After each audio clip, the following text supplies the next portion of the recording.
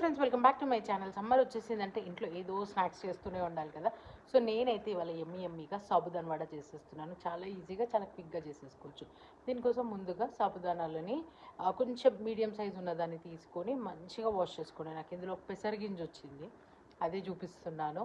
So దీన్ని మంచిగా wash చేసుకొని ఒక 5 minutes నానబెట్టుకుందాం వాటర్లో. మంచిగా అది మునిగేటట్టు ఒక 5 minutes అలా కలిపి పక్కన పెట్టేసుకుందామండి. ఎగ్జాక్ట్గా 5 to 6 minutes అలా వాటర్ అన్నీ ఉంచండి. తర్వాత వాటర్ అన్నీ తీసేసి జస్ట్ అలా మూత పెట్టేసి ఉంచేసేయండి. ఆ తడిదనానికి సాబుదానాలు అనేవి నానిపోతాయి.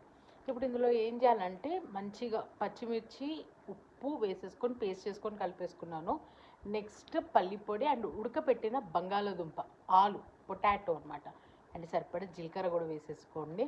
ఇది ఇలా మంచిగా కలిపేసుకొని ఇలా వడా షేప్లో చేసేసుకొని ఆయిల్లో డీప్ ఫ్రై చేసుకోవడమే. అయితే డీప్ ఫ్రై చేసుకునేటప్పుడు మంచిగా ఆయిల్ ఎక్కాక, ఆయిల్ మంచిగా వేడైంది అనుకున్నాక దాన్ని లో ఫ్లేమ్లోకి వేసుకొని అప్పుడు ఈ వడలన్నీ అందులో వేసుకోండి. అప్పుడైతేనే మీకు ఊడిపోవన్నమాట. లేదు అంటే అవి మంచి ఇట్లా సాబుదానాలు విడివిడిగా ఊడిపోతూ ఉంటాయి.